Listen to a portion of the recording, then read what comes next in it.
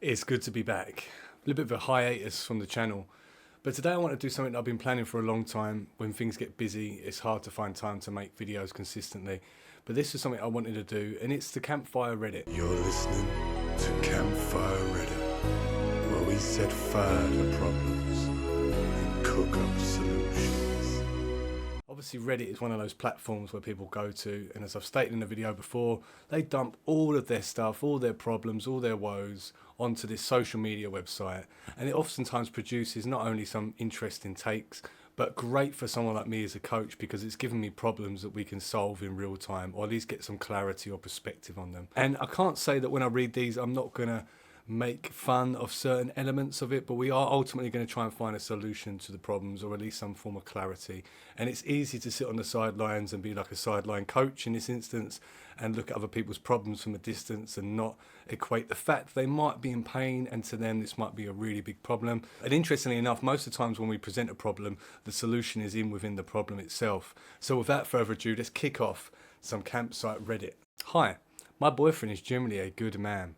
We've dated for about 3 months now. However, I have a hard time thinking about the future with him because I don't think I've ever seen his true self. He rarely gets mad. I've seen him yell at the dog like twice, and he's never raised his voice at me. He would truly let me walk all over him if I wanted. Won't pick out a place for a date, won't pick out dinner. He's literally whatever I want. He says I love you like 100 times a day. It just doesn't feel genuine after so many. Also, when I say something like, I miss you more, he's like, oh babe, there's no possible way you can miss me more. Although I have a very strong personality that could be intimidating, I never judge him, and I'm always understanding and eager to learn more when he does open up to me. It feels like his personality is literally just whatever makes me happy. It's not fulfilling at all. I just want him to be himself around me. I had past relationships fail for the same reason, and this one is heading that way as well. She wants to see what's behind the veil. And it's common, isn't it, in relationships, and I think any initial interaction we have with people, we do keep ourselves somewhat guarded. I mean, in relationships, there's no better test than to discover yourself through the medium of that relationship.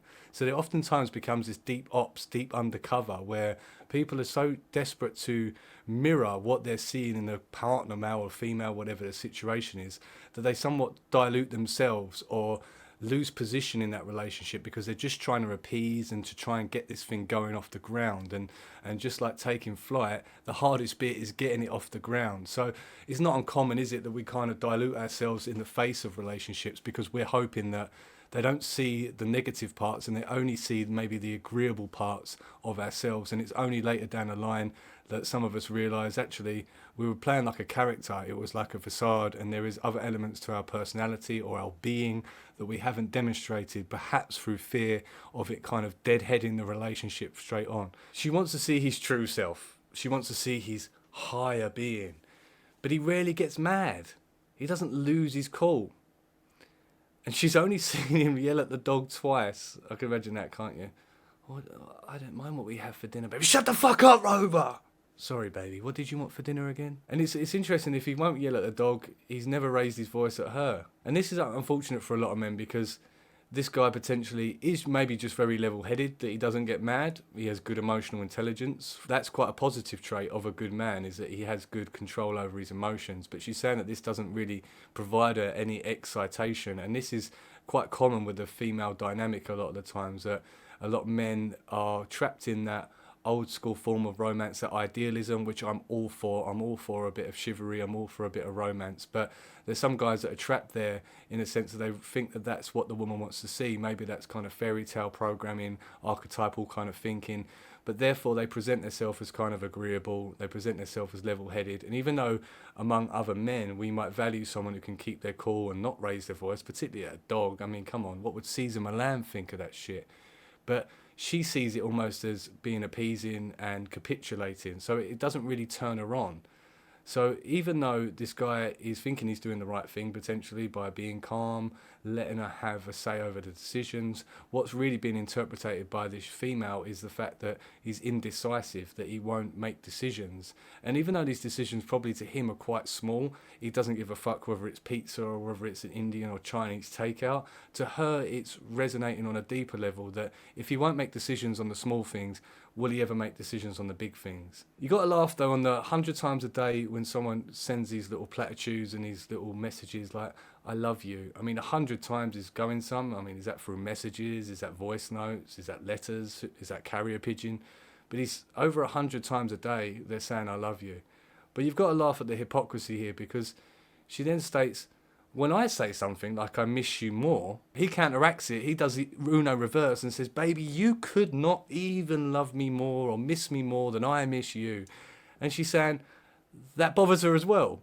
But you could argue she's playing the game there a little bit, because if you're already pissed off about the amount of times that this guy is saying I love you and how much he's sort of idolising you and worshipping the ground that you're on, you're still playing the game with him if you keep doing stuff like I miss you more.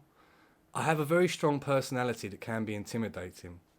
Oftentimes that's self-professed, because strong personalities don't mean that you're intimidating. What she's perceiving here is that his agreeableness, is he not making decisions because he is intimidated by her? I never judge him and always eager to understand, which is somewhat is judging his behaviour here, but this isn't about necessarily who's right and who's wrong. There isn't a right or wrong when you're dealing with these type of things. There's just whether it's efficient, effective, is it on path with what these people want, or are they just causing misery to their time and attention and potentially with the wrong people, which is what it's seeming. But she's saying it's not fulfilling. I just want him to be himself around me. You know, maybe shout at the dog a little bit more. Maybe shout at her. Maybe say, look, I know you're allergic to gluten, but we're going to a pizza restaurant, bitch. Deal with it. You know, what does he want? What does she want? As I said at the beginning of this, a lot of these, when we write something out, after we dump and go through the exercise of writing something out, either first person, third person, whatever you're doing it in, there's this kind of built into it on a subliminal level, or maybe not such an obvious level, the solution or maybe further information that gives more agency to the problem. And I think she signs off with that in this Reddit post. I had a past relationship failed for the same reason, and this one's heading this way. So is she alluding to the fact that maybe she picks agreeable men, that maybe that with her personality she likes to kind of shine and she's quite boisterous, she's quite the extroverted type 1 personality, and that she somewhat attracts these guys that are taken aback by it, somewhat almost fascinated and amused by her, so they kind of take this backseat position in a way of trying to maintain a relationship or the engagement with her. But deep down, this isn't making her happy, because she's seeing that these agreeable people are not really what floats her boat. But it's a tough position for a lot of men that get themselves in this, because a lot of men, as I said before, are all about the idealism of chivalry, all about romanticism, and they think that maybe appeasement, agreeable behaviour, settling, or just having no strong opinion is what kind of maintains a relationship. But sadly, what we're ignoring there is general human dynamics, the idea of this pushing and pulling that I think is really important in relationships. And this can be platonic relationships with your pals, or this can be relationships even as early as what it is at the 12-week mark, is that we need that counter-opposing force to kind of build excitation. Because of the broad spectrum of human beings in this world, what that looks like for one is different from the other. There'll be people posting on this site saying they want to be treated like a dog and want to be shouted at. That's what builds their excitation, and that's what builds that push-pull dynamic. But in this instance, because he's not providing any resistance in any form, he actually kind of turns her off in a way. And it's quite sad, because maybe the guy is trying to establish this form of trust, this sense of like he's in control of his emotions, and maybe to him that is what he thinks is important to the opposite sex. And this reciprocated I love you 100 times, yeah, it won't feel genuine after that. I mean, Lionel Richie only had to say it about 3 or 4 times in the song Hello. 100 times is going some. But still, because he offers no resistance, he offers no frame, he's being put in the same category as a last relationship that failed, where potentially the guy did the same thing again. But what you can see here is that her perspective and what she's looking for, that lens in which she sees the world, is that she's already looking at this at 12 weeks in. It's quite early on in a relationship to kind of have these assumptions, but it's already irking her. So obviously in this situation, she's with the wrong person, or potentially this guy needs to kind of believe in his mind that it's okay to make these small decisions, that these little decisions actually go quite a long way with women and the opposite sex and people in general. If you can be quite decisive about something simple, then oftentimes people will believe that to be true about bigger decisions as well. So it's a shame really, because this nice guy, she starts by saying he's generally a good man, but the only thing he doesn't do is show her the true self. And the true self is really just acknowledging maybe perhaps herself there, a little bit of projecting that she's also not showing her true self, that we all do that in relationships to some regard. And the more we can integrate that from the beginning, have those non-negotiables, those values from the get-go, the less of a shock it is when we do reveal our true higher self, because that will come out inadvertently if you're together for a long time through thick and thin and all the other stuff as well. But you got to feel for these guys, man, because they kind of think that I will be agreeable, I'll be calm, I'll be zen. It's up to her what she wants to do. I don't care what we eat. I'm not really bothered. But on her, on a small level, it starts to eat away at her, because this is the type of person that wants to see some assertion and some assertive behaviour from the partner that she's with. So I don't know the outcome of this. I'm just dragging these off. So either she's still with him, maybe by now he told her to shut the fuck up, and I'm really angry and he shouted at the dog, or maybe they just split up and went their separate ways. Who knows?